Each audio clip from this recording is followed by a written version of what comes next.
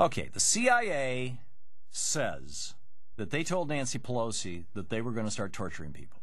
Nancy Pelosi says, no, they never said that. They never told us that.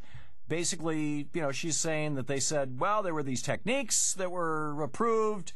They never mentioned water. They didn't mention waterboarding. They didn't say they were doing it. And by the way, the briefing was after they'd already started torturing people. So Leon Panetta comes out and he says, okay, well, we'll show you the memos. Here's the memo. See, it says right here, Nancy Pelosi was briefed on an EIT. And it turns out, now this is a memo that was supposedly written in 2002. Turns out that the acronym EIT didn't come into use at the CIA until 2006. Does the CIA lie? Well, one of the experts on this, in my opinion, one of the most well-informed people I've ever known on this topic is, and one of the best researchers that I've ever had the pleasure of working with, and writers for that matter, is Lamar Waldron. He's the author, and I'm the co-author of two books, Legacy of Secrecy, The Long Shadow of the JFK Assassination, and Ultimate Sacrifice, John and Robert Kennedy, The Plan for a Coup in Cuba, and the Murder of JFK, the website legacyofsecrecy.com. And Lamar, you and I back years ago when we were running the advertising agency in Atlanta and the CIA was one of our clients, I remember you and I having conversations about this. That's true, Tom. And the people should know they weren't exactly one of our clients. They were. We were training essentially the whole Fortune 500, all these government agencies. That's right. So, yeah. So they were one of many. We trained them in communications techniques. I think that they weren't paying attention. Right. That's true. But what people should know is you and I have been researching CIA deception of Congress, some of which involved Cheney and Rumsfeld, going back almost 20 years now. Yes. And so what happened in the run-up to the war in Iraq and after the Second Iraq War began, with those kind of deceptions to Congress, is nothing new at all for the CIA, and it's nothing new at all for Rumsfeld and Cheney, and that's what's largely getting overlooked in all of this talk. It's kind of a let's you and him fight. The Republicans, they want to see it become a what did Nancy Pelosi know and when did she know it, and fight with Leon Panetta. But there's a lot that's getting overlooked, including what Leon Panetta said yesterday about the issue. Which was? Well, he specifically said it's important to learn the lessons of the past. Now, he was stressing that he was a former congressman, so he doesn't deny Congress the opportunity to, quote, to learn the lessons from that period. Right. And he says, I think it's important to learn those lessons so we can move into the future. His caution was that, quote, in doing so, we have to be very careful. We don't forget our responsibilities to the present and the future. While it's important to learn the lessons of the past, we must do it in a way that doesn't sacrifice our capability to stay focused on those who threaten the United States. So right. I agree with that. We all want to see who wouldn't? I mean, it's basically nice platitudes. Exactly. Now, what we need to have happen, though, is Leon Panetta needs to step up to the plate, because what he may not realize is the CIA doesn't just have a decades-long history of lying to Congress and actively deceiving Congress, going beyond just withholding memos and not telling. I mean, actively deceiving, things that are still continuing today. He doesn't realize the CIA also has a long history of deceiving CIA directors. So, for example, Panetta may not realize that the CIA is withholding 1 million files related to JFK's assassination, despite the 1992 law requiring their release. Right. And Cheney and Rumsfeld had something to do with those files being withheld back in '75. Today, the CIA is actively filing a lawsuit to hide 1,000 files, specific files that have been sued for by Jefferson Morley, formerly with the Washington Post, good investigative reporter. And these concern the CIA's active deception of Congress in the late 1970s. But to get back to Rumsfeld and Cheney, they're old pros at this. A lot of your listeners may vaguely remember or have heard of the Church Committee back in the mid-1970s. Sure, Senator Frank Church. Exactly right. Senator Gary Hart was on that committee as well. Yep. And they investigated a range of CIA abuses. The CIA's plots with the mafia that predated JFK to try and assassinate Fidel Castro, the horrible the FBI program against Martin Luther King. There was also a CIA component to that. The CIA's manipulation of the U.S. news media and publishing world.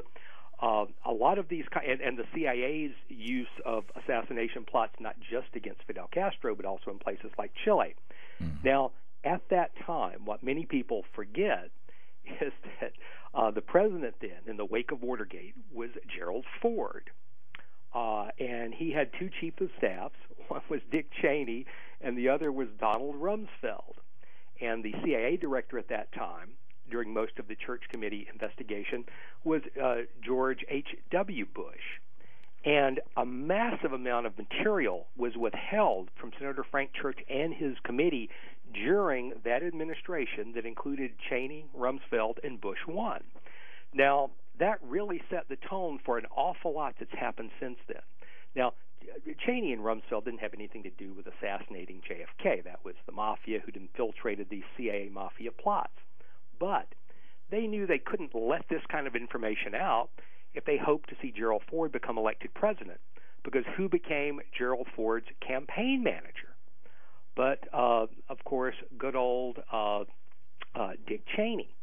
So when you have these kinds of situations where you have cover-ups going on at that time, then there were more cover-ups in the late 1970s. I'll give you a great example. One of the worst examples of CIA cover-ups of deception of Congress. This is still going on today. The late 1970s, to follow up the Church Committee, the House Select Committee formed. They asked the CIA, they said, look, Lee Oswald was in touch with this Cuban exile group a few months before the assassination, well documented. We think that CIA group was that group, Cuban exile group, was getting CIA funding. Right. So we want to talk to the CIA employee that was responsible for that.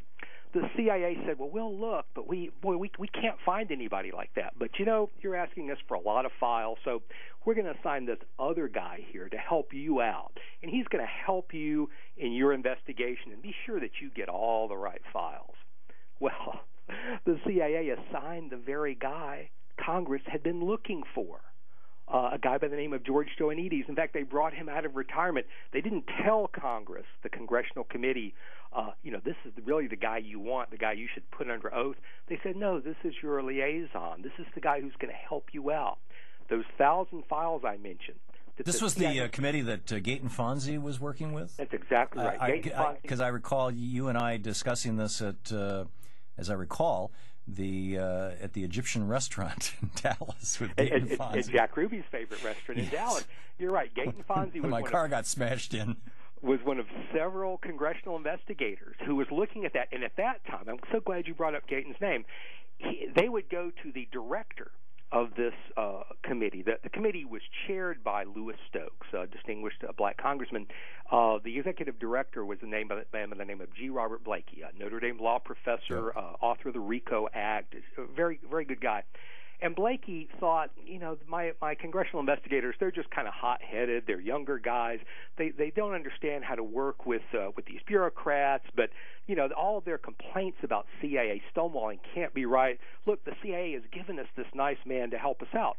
Well, Blakey has done a 180-degree turn. I mean, he posted on you can find this on the PBS website. In addition to an old documentary, he said, look, we were lied to. The CIA flat out lied to us. Now, so let's come to the present here.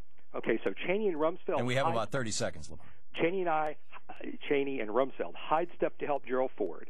CIA deceives Congress in the late 70s.